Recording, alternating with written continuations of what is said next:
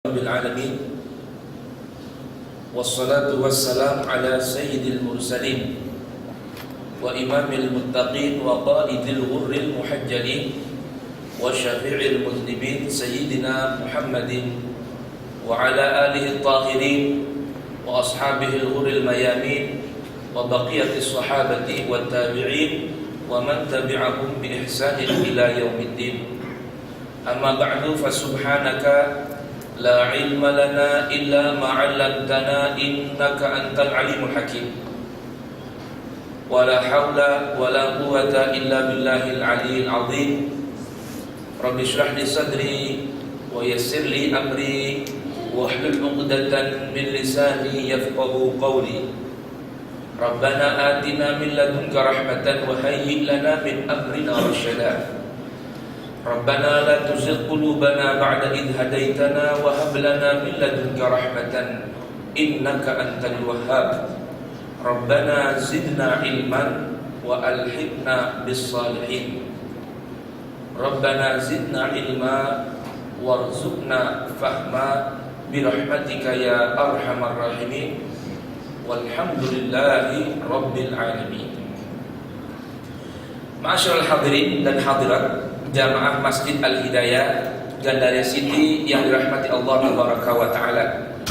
Alhamdulillah, di hari ini, di siang hari ini, kembali Allah Tabaraka wa Ta'ala pertemukan kita. Yang seharusnya hari ini yang mengisi atau kemarin adalah Al-Ustadz Hamzah Al-Attas, namun beliau sedang kondisinya kurang sehat, minta digantikan dulu. Dan sebelumnya saya kembali ingin menyampaikan maklumat.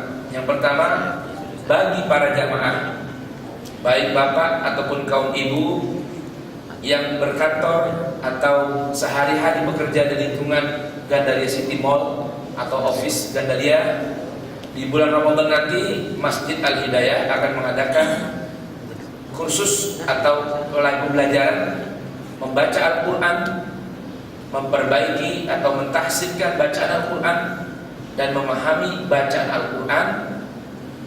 Bagi yang ingin mengikuti kegiatan tersebut bisa menghubungi pengurus harian BKM Masjid Al-Hidayah, bisa dengan Saudara Fadli ataupun Dani ya, untuk mendaftarkan diri dan tidak dipungut biaya. Selama Ramadan nanti insyaallah ba'da zuhur dan atau ba'da asar menjelang buka puasa, kita isi waktu untuk hadirat sekalian mempelajari Al-Quran. Dan yang kedua, esok insyaallah hari Jumat yang akan menyampaikan khutbah adalah Al-Ustadz Husain bin Hamid Al-Attas. Beliau pengasuh kajian renungan Al-Quran Radio Silaturahim AM 720, dan akan dibuka selepas salat Jumat langsung forum diskusi keagamaan secara umum. Boleh bertanya yang ingin punya pertanyaan, dan sedikit khususnya terfokus mengulas tentang bulan Sya'ban dan seputar bulan Sya'ban ataupun bulan Ramadan dan masalah berkaitan dengan puasa. Jadi insyaallah Jumat esok, Jumat lusa akan hadir di sini menyampaikan khutbah dan diskusi tanya jawab. Hadirin ma'asyiral muslimin rahimakumullah. Masih kemarin kita merenungi tuntunan atau bimbingan Allah tentang ciri atau karakter sifat orang-orang yang bertakwa, yang sepatutnya dan wajar untuk menempati surga. Yang memang dalam kajian kita Ali Imran 133 hingga 136, yaitu tentang surga yang Allah Tabaraka wa Ta'ala persiapkan untuk orang-orang yang bertakwa. Karakternya Allah sampaikan diantaranya dalam Ali Imran ini ayat 134 hingga 135. Siapa itu yang pertama? Mereka orang-orang yang selalu terus-menerus secara berkesinambungan senang untuk selalu berinfak, membelanjakan hartanya di jalan Allah Subhanahu wa Ta'ala. Bisa dengan menginfakkan untuk istri dan anak-anaknya, berbelanja kebutuhannya. Jangan salah Pak, makna infak ini nggak harus sempit dengan kita bersedekah aja atau untuk pembangunan atau yang sebagainya. Nabi Shallallahu Alaihi Wasallam menggambarkan dalam sebuah hadis yang sahih, kata Nabi, sehingga satu suapan yang kau berikan pada istrimu selama engkau mencari ridha Allah, itu pun bagian dari infak ataupun sedekah. Indah kata kira-kira. Bahkan dalam sebuah riwayat lain Nabi katakan, wa tabassum li akhika sedekah. Bersenyum saja, tersenyum ketika ketemu orang saudara kita dengan muka yang tidak masam, itu pun bagian dari bersedekah. Wa imatatul adza, di jalan ini ada pisang, atau ada batu kerikil di dekat pintu yang bahasa kasarnya kalau nyempil di bawah pintu akan jadi membuat pintu rusak, ataupun kulit pisang kalau nggak kita pindahin bisa mencelakakan orang. Walaupun kita nggak celaka di situ, itu pun kata Nabi bagian dari sedekah. Masya Allah indahnya Islam ini memberikan pintu yang luas, seluas-luasnya, media yang semudah-mudahnya, sarana yang segampang-gampangnya untuk kita menumpuk kebaikan serta sedekah. Makanya kita rugi Pak kalau kita ini bersikukuh Islam itu seakan-akan sempit, hanya seputar ritual saja kita ributkan, ataupun seremonial yang kita sibuk-sibukkan atau ribut-ributkan. Padahal Islam itu sedemikian indah. Nah, di antara gambarannya ini siapa? Alladzina yunfiquna, yang selalu menginfakkan, selalu nih bahasanya di sini yunfiquna, terus menerus, bersinambungan. Fisarra, dalam keadaan lapang, wadharra, keadaan sempit, ya, berinfak. Kemudian siapa lagi? Nah, di sini nih karakternya, diantaranya adalah yang termasuk gambaran tingkatan dan jenjang sikap manusia menghadapi orang lain. Tadi kan secara umum nih berinfak di kala lapang maupun sempit. Lalu ini kaitan sama, memang Pak kalau kita telusuri ayat ini turunnya ketika terjadi perang Uhud, ya, peperangan Uhud. Nah, dalam kondisi perang nih, bagaimana Allah gambarkan tuntunan bimbingan kepada manusia yang ingin jadi manusia seutuhnya dalam menyikapi perbuatan buruk orang lain terhadap kita. Nah, di sini ada tingkatan ini, 3 tingkatan yang Allah gambarkan di sini. Pertama, yang paling rendah nih, yang paling rendah, ketika ada orang lain berbuat jahat kepada kita, nyakitin kita, ya kan, ataupun mengambil hak kita, menzalimi kita, bagaimana nih? Ini tingkatan yang paling rendah nih. Pertama, wal kadhiminal ghaidh, yaitu orang yang nahan amarah.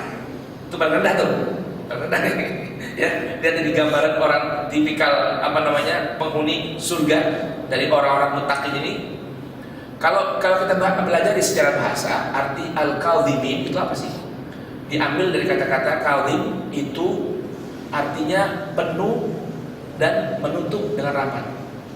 Suatu wadah yang penuh dan ditutup dengan rapat. Jadi kalau ibaratnya botol nih, udah penuh rata dengan ininya, dengan batas atau garisnya, lalu kita tutup lagi dengan sebuah tutup, itu namanya kadhimin, yang menutup rapat. Al-ghaidh, kemarahan. Tapi saya mau tanya nih, kalau sudah akumulasi, numpuk, ya kan, udah terakumulasi banyak nih, ini hebat nih, walaupun masih tingkatan ciri orang takwa yang rendah nih. Orang yang udah terakumulasi, disabar-sabarin, dikuat-kuatin, dicemooh, dicaci, difitnah, disindir, ditusuk dari belakang, bahasa kasar kalau dari perusahaan kan sekarang ramai kayak gitu ya kan, saling sikut-sikutan, cari posisi dan kedudukan. Sekarang dia percaya bahwa yang mengatur semua itu adalah Allah. Di posisi jabatan rezeki kita Pak, nggak ada ceritanya rezeki yang tukar. Wa ma min dabbatin illa 'ala Allahi rizquha.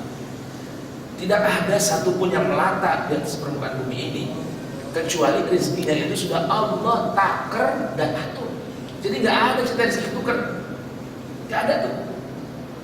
Kalau ada ungkapan dalam bahasa Arab dalam sebuah syair, alladzi li ghairik lan yasil ilaik walladhi qusim lak hasilun ladaik fashtaghil bi rabbik walladhi alaik fi fardil haqiqah watrukil wujud. Ada sebuah syair Arab gitu Pak. Alladzi li ghairik, sesuatu yang menjadi bagian orang lain, lan yasila ilaik, enggak bakal sampai sama kita. Mau kita upayain bagaimana juga, kalau namanya bukan bagian kita, punya orang lain, ya enggak bakal sampai kita. Walladzi qusimla hasilun ladaik, yang sudah bagian kita dari Allah itu pasti akan sampai kepada kita, walaupun upaya kita enggak pakai moyong. Yang penting udah ada gerakan untuk menjemput rezeki. Tadi kan Allah bilang, wa ma min dabbatin illa 'ala Allahi rizquha. Jadi sebenarnya paradigma mencari rezeki itu sebenarnya kurang tepat Pak, menurut saya.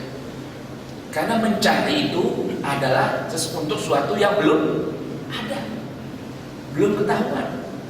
Tetapi rezeki ini bukan kita cari, kita bekerja, berupaya, berjalan. Ini hakikatnya bukan mencari rezeki, namun bagian dari pembuktian kita menjemput rezeki yang sudah Allah bagikan buat kita. Enak Pak kalau orang punya keimanan kayak gini nih, nggak akan ada rasa dengki, iri hati, cemburu, nggak ada.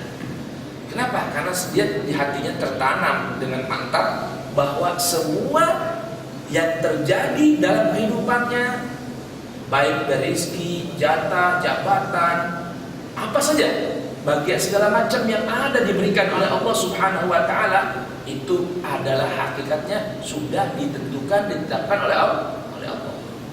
Itu maka dari itu ada istilah tuh al-kadhib dalam Al-Qur'an ini, wal kadhiminal ghaidh, orang yang menutup rapat kemarahannya. Jadi ada sih sebenarnya.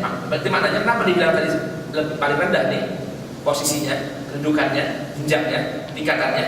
Kenapa? Karena kalau yang namanya udah penuh, ditutup rapat, masih ada nggak kira-kira? Marahnya masih ada nggak?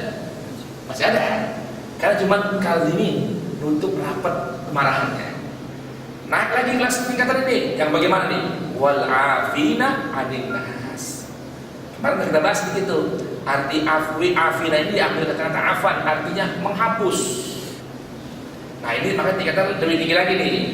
Kalau tadi kan cuma menahan doang marah, udah penuh marahnya nih, tapi nggak pernah diucapin, nggak pernah diperlihatkan lewat sikap, ditahan, ditutup rapat-rapat. Tapi namanya ditutup rapat-rapat masih ada sebenarnya, masih disimpan tuh marahnya.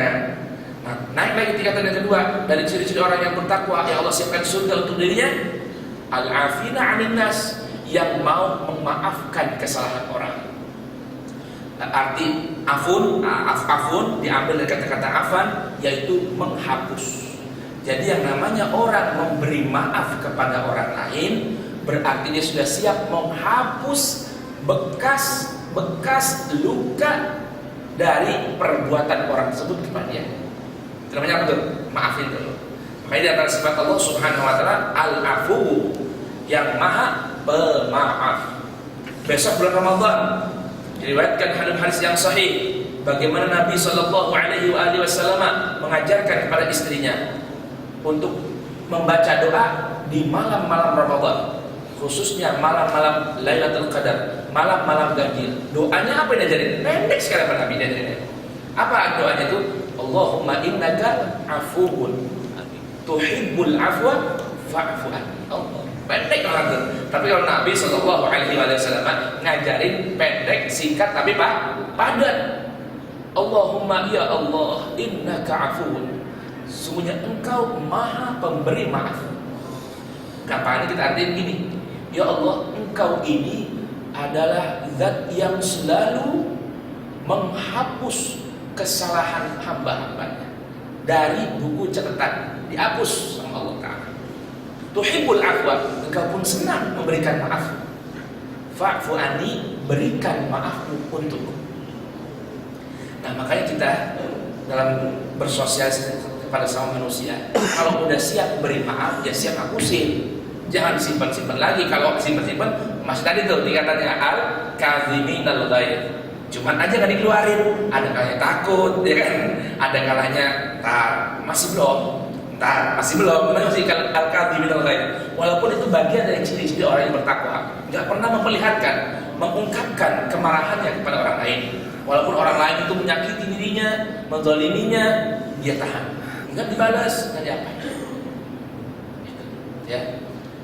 Ada sebuah hadis yang menceritakan tentang kejadian ayat ini di waktu perang Uhud, ketika Nabi Shallallahu Alaihi Wasallam melihat jasad pamannya Sayyidina Hamzah radhiyallahu anhu alaihi salatu wasallam dibunuh oleh Wahsy dan dibelah dadanya, diambil itu jantungnya, dimakan oleh Hindun.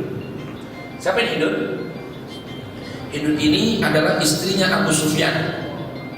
Istri Abu Sufyan atau ibunya Muawiyah binti Abi Sufyan. Ya kala itu Abu Sufyan, lalu Muawiyah, lalu Hindun belum masuk Islam. Masih menjadi pimpinan kafir-kafir Quraisy yang berperang di Uhud melawan Nabi, memerangi Nabi Shallallahu Alaihi Wasallam. Lalu Nabi bersumpah, Nabi, lain waktu karena pamanku ini dibunuh seperti ini, saya akan ganti dengan membunuh 30 orang musyrik. 1 banding 30. Lalu turun firman Allah Subhanahu wa taala tentang hal ini. Termasuk ayat lain yang Allah Subhanahu wa taala firmankan, apabila engkau ingin membalas perbuatan jahat orang lain, balaslah dengan perbuatan yang sama. Jangan lebih. Tapi kalau engkau mau memberikan maaf, itu sebaik-baik amalan untuk diri Allah. Nah, ini riwayat al-afina aninas, yang siap memaafkan, memberi maaf selalu kepada orang. Maaf menghapus seluruh bekas luka dari kesalahan dan perbuatan keji, perbuatan jahat orang yang berbuat jahat kepada kita. Hapus, itu namanya memberi maaf. Ini tingkatan yang kedua. Tingkatan yang ketiga bagaimana? Wallahu yuhibbul muhsinin. Nah ini berat lagi nih tingkatannya, tapi emang kelasnya paling istimewa. Makanya bahasanya Allah nggak bilang tadi. Tadi yang pertama kan al-kadhimin al-ghaib, yang menahan amarah. Wal afina 'anil nas, yang maafkan. Allah nggak bilang nih wal muhsinin, enggak. Allah nggak kasihkan labelnya wal muhsinin dan orang-orang yang berbuat ihsan, bukan. Tapi Allah berikan predikat dengan label wallahu yuhibbul muhsinin. Allah itu suka, senang, cinta sama orang-orang yang berbuat ihsan. Apa tuh ihsan? Dalam kaitan perbuatan jahat orang lain. Kalau yang pertama nahan amarah, tingkatan yang paling rendah nih. Naik lagi tingkatannya kelasnya, maafin kesalahan orang. Yang ketiga ini, makanya Allah sayang bener, cinta bener, berikan cintanya buat orang-orang ini. Siapa itu? Yang memberikan kebaikan, balasan perbuatan jahat orang lain. Bisa ada gitu. Sanggup belum yang ketiga nih? Jadi orang yang berbuat jelek sama kita, jahat sama kita, selain kita maafin, enggak kita ungkapin kemarahan kita sama dia, lalu kita maafkan kesalahannya, kita pun berikan kebaikan buat dia. Jadi kejahatan dibalas dengan kebaikan. Sanggup? Sanggup kan? Kalau mau dapat uiddat lil muttaqin, surga yang Allah siapkan untuk orang bertakwa, ya ini kita pelajarin. Kita dengar ada Al-Qur'an bimbingannya, kita praktekin. Bismillah, Allah kalau udah mau kehendak itu sejalan dengan keinginan kita. Kan Allah Subhanahu wa taala dalam hadits qudsi bilang bagaimana? Ana inda dhanni 'abdi. Aku ini kata Allah taala ikut bagaimana persangkaan hamba-Ku kepadaku. Jadi kalau kita bahasa kita sekarang sugesti. Jadi kalau kita bersugesti baik, bisa, mampu, Allah akan berikan kemampuan, kebisaan buat kita. Dan tidak ada yang mudah, tidak ada yang susah bagi Allah, semua mudah. Innama amruhu idza arada syai'an an yaqula lahu kun fayakun. Allah tuh kalau mau berkehendak hanya seukuran antara huruf kaf dengan nun doang. Kun, itu doang tuh. Kun tuh kaf sama nun kan dempet kan? Kun huruf kaf dengan nun dempet itu. Seukuran kun doang, fayakun, maka jadi. Nah kalau kita bilang waduh, nggak bisa begini, aneh maafin dia untung banget tuh orang. Ya udah sampai situ doang tadi katanya. Tapi ketika kita mendengar wallahu yuhibbul muhsinin dan Allah menyukai orang-orang yang berbuat ihsan. Apa itu dalam masalah konteks ayat ini bagaimana? Orang yang membalas kejahatan orang dengan kebaikan. Berdoa nih kalau ayat ini, Allahumma ja'alna minhum. Ya Allah, jadikan aku golongan yang ketiga ini, yang istimewa. Tuh, ya kan? Bisa insya Allah ya. Bisa insya Allah. Kalau kita bilang bisa, insya Allah bisa. Kita mau, Allah akan berikan. Jadi kalau ada orang berbuat nampar kita, bagi duit. Sanggup tak bisa itu gitu. Ini ada sebuah cerita Pak, ya. Sayyidina Ali putra Sayyidina Husain, atau saya lupa ya antara Sayyidina Ali atau Sayyidina Husainnya. Beliau ini kalau ada orang yang maki-maki beliau, ya, mencercak-cercak beliau, itu dibagi uang sekantong. Duluan uang pakai itu tuh, apa namanya, kayak koin gitu kan ya, uang emas atau dirham perak, dibagi uangnya. Jadi ada orang mentanamkan kebencian sama beliau, pada beliau, kalau datang kepada beliau di depan orang, dia lagi mengajar, mencaci maki, ente ini orang yang paling dibenci, orang kurang ajar, orang ini semua. Terima kasih. Nama siapa? Fulan bin Fulan. Ini hadiahnya. Terima kasih. Bingung dia, mencerca-cerca, dibagi uang. Akhirnya dia pulang, ya, karena ke kelompok kaum dia, ke kelompok dia, bilang, ente salah besar semua. Saya orangnya seperti itu, atau Ali itu orangnya seperti itu. Saya caci maki tenang, nggak marah, nggak melihatkan muka asem ataupun matanya melotot, dicaci maki sama saya depan orang banyak, saya kritikin, malah bagi uang. Ente kalau besok nggak punya uang, datang ke aja begitu aja, dibagi uang mas kita. Allahu Akbar. Kenapa beliau masih uang? Ditanya, kenapa kau masih uang? Wahai guru, kepada orang tersebut. Karena saya berterima kasih, Allah sudah buka aib saya di dunia ketimbang nanti Allah buka di akhirat. Allahu Akbar. Saya kasih hadiah tuh, itu kan belum ada apa-apa katanya. Bisa kan kira-kira gitu. Kita ada orang ngomong, lu siapa lu? Nah, begitu gitu ya. Allah. Tuh lihat itu. Ini yang disebut dengan muhsinun. Orang-orang yang berbuat ihsan. Yang bagaimana? Membalas kejahatan orang dengan kebaikan. Allahumma ja'alna minhum. Mudah-mudahan Allah jadikan kita orang seperti ini. Kemudian siapa lagi nih? Tadi kan yang kaitannya hubungan dengan orang lain. Nah, perbuatan jahat orang lain kepada dirinya. Sekarang bagaimana kalau antara diri sendiri nih? Bagaimana?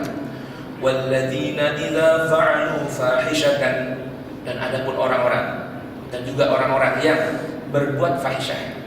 Fahisyah ini bisa diartikan berbuat dosa besar. Au dzalamu anfusahum, atau menzalimi dirinya sendiri. Nah, di sini ada dua nih. Tadi fa'alu fahisyatan, ulama tafsir lebih cocok mengartikan orang yang berbuat dosa-dosa besar.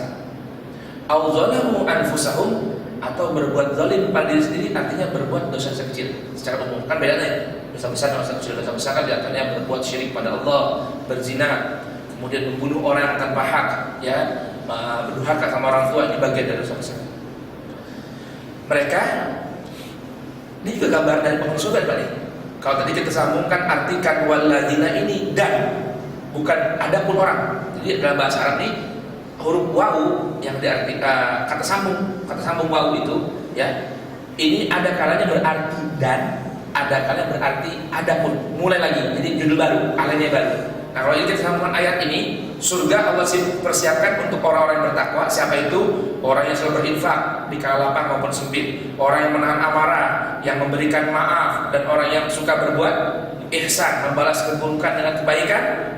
Kalau kita sambungkan dengan dan,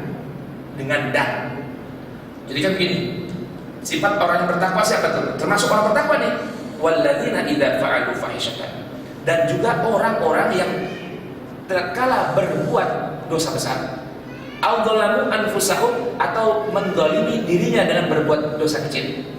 Berarti orang yang berbuat dosa besar, juga orang yang suka berbuat dosa kecil, ya, karena diartikan ini bukan selalu, pernah. Nah, itu artinya.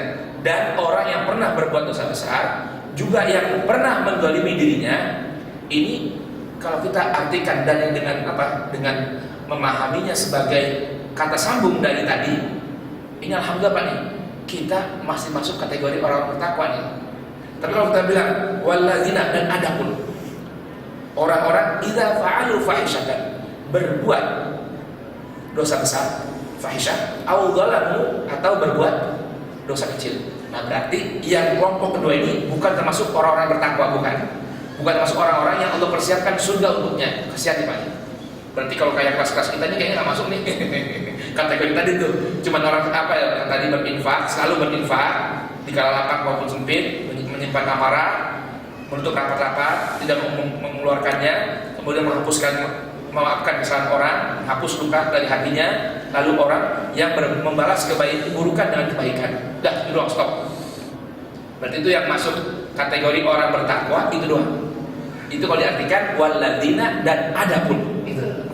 Tapi kalau saya lebih condong untuk pendapat ahli tafsir yang apa mengartikannya dan juga gitu loh. Orang-orang ya maknanya kalau di sini lebih luas Pak. Menandakan luasnya rahmat Allah Subhanahu wa taala. Bahwa Allah enggak hanya memberikan tempat di surga untuk orang-orang yang putih, bersih, sehalus sutra.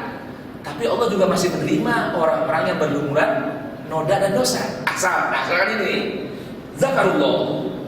Adapun orang-orang yang pernah berbuat dosa besar, korupsi kayak, berzina kayak, atau apapun dosa besar yang kita pahami, atau menzalimi dirinya, menganiaya diri sendiri, zakarullah, langsung ingat kepada Allah. Nah, ini tanda ciri dari orang masih ada ketakwaan dalam hatinya. Jadi ketika habis berbuat dosa langsung ingat sama Allah. Salah nih saya buat nih. Tapi udah terlanjur gitu loh. Gitu nanti ya. Ya, tiba-tiba ingat sama Allah Subhanahu wa taala. Zakarullah fastaghfaru. Kemudian langsung minta ampun sama Allah. Tuh. Jadi habis berbuat dosa, kecil ataupun besar, kalau ingat takut hatinya sama Allah taala, lalu minta ampun, astagfirullah, astagfirullah, astagfirullah. Kemudian ini yang sambungannya ini keterangan doang. Fastaghfaru lidzunubihim, kemudian mereka langsung minta ampun kepada Allah atas dosa-dosa mereka. Wa man yaghfiru dzunuba illa Allah. Siapa lagi yang dapat menghapuskan dosa kecuali Allah? Nih, tadi ketika habis berbuat dosa, zakarullah, langsung ingat pada Allah. Fastaghfaru, beristighfar. Nih kriterianya nih, ya. Walam yusirru ala ma fa'alu, kemudian enggak diterusin lagi perbuatannya. Tuh, gitu kan? Ngerti nih? Ya. Jadi ini gambaran orang-orang yang taibin, orang-orang yang bertobat. Apa sih orang yang tobat itu? Habis berbuat dosa langsung sama Allah, takut, kemudian beristighfar, kemudian enggak terusin lagi, jangan astagfirullahaladzim lagi ya. Nah itu namanya bukan itu, enggak masuk kategori ini, enggak nih. Sedangkan taubat saja, Al-Imam Al-Ghazali dan Al-Imam Nawawi menggambarkan, Pak, taubat itu sebenarnya kriteria 3 hal. Langsung berhenti ketika habis berbuat dosa, kemudian menjauhi, ketiga janji nggak ulangi. Itu syaratnya taubat. Nah ini gambar kayaknya sama nih. Habis berbuat dosa, baik yang besar, fahisyah ataupun yang kecil, ingat sama Allah, kemudian minta ampun, dan yang ketiga dia nggak terusin lagi. Walam yusiru ala ma fa'alu wa hum ya'lamun, dan dia tahu bahwa itu adalah perbuatan dosa. Jadi kriterianya kalau kita ingin masukkan, setuju dengan pendapat pandangan ahli tafsir yang mengartikan huruf sambung wawu di sini sebagai sambungan dari gambaran orang-orang yang bertakwa. Jadi misalnya gini, yang Allah tuntunkan, ajarkan pada kita dalam ayat ini, mulai ayat 134 sampai 135, ciri orang bertakwa tingkatan ini, yang gak berhenti berinfak di jalan Allah. Kedua, baik lapang ataupun sempit. Yang kedua, kategorinya orang yang mau menutup dan menahan amarah. Kemudian siapa lagi? Orang yang mudah memberikan maaf. Kemudian naik lagi tingkatannya, ya. Siapa? Orang-orang yang membalaskan perbuatan jahat orang dengan kebaikan. Nah, termasuk kategorinya, walaupun tingkatan rendah lagi, siapa itu? Orang yang ketika atau setelah berbuat dosa besar ataupun dosa kecil, mereka ingat sama Allah, minta ampun sama Allah, dan tidak lagi meneruskan perbuatannya. Lanjutannya nih, lihat nih balasannya. Untuk mereka, untuk semua tingkatan ini nih, semua tipikal ini, semua kriteria ini, ulaika jazaohum. Untuk mereka balasannya apa? Maghfiratun min rabbihim. ampunan dari Tuhan pemelihara mereka. Wa jannatun, dan surga-surga tajri min tahtihal anhar, yang mengalir di bawahnya sungai-sungai, khalidina fiha, dan mereka akan abadi di sana selama-lamanya. Wa ni'mal ajrul amilin, dan itulah sebaik-baik balasan orang-orang yang beramal soleh. Nah, inilah ciri atau karakter orang-orang yang bertakwa. Walaupun dalam ayat-ayat lain masih banyak ciri-ciri dan karakter orang-orang yang bertakwa. Insya Allah nanti kita sambung di pertemuan-pertemuan yang selanjutnya tentang ciri-ciri tipikal orang-orang yang bertakwa, lalu gambaran siapa orang yang beruntung. Insya Allah di pertemuan sedikit demi sedikit kita belajar Al-Quran. Al-Quran ini paling enak Pak, paling enak. Kalau kita membaca, renungkan, ya, baca terjemahannya pelan-pelan, satu-satu kita runtutin. Itu Pak, Masya Allah nikmat. Semakin hari semakin rindu, semakin hari semakin kurang. Dan hati adem terus Pak. Namun kalau kita biasanya sibukkan diri kita dengan perdebatan, isu-isu khilafiyah, perbedaan pendapat, yang ada pusing Pak, sama orang sangka buruk-buruk. Betul nggak kira-kira? Ya kan? Begini, ya gimana nih? Tapi kalau kita pegang Al-Quran nih Pak, Masya Allah, untuk hidup kita semua ada di sini. Semua persoalan kita dijawab oleh Al-Quran. Makanya itu, bagi yang belum bisa baca, saya kasih tahu lagi. Bulan puasa insya Allah Masjid Al-Hidayah akan adakan kursus belajar baca Al-Quran gratis. Alhamdulillah, nggak bayar.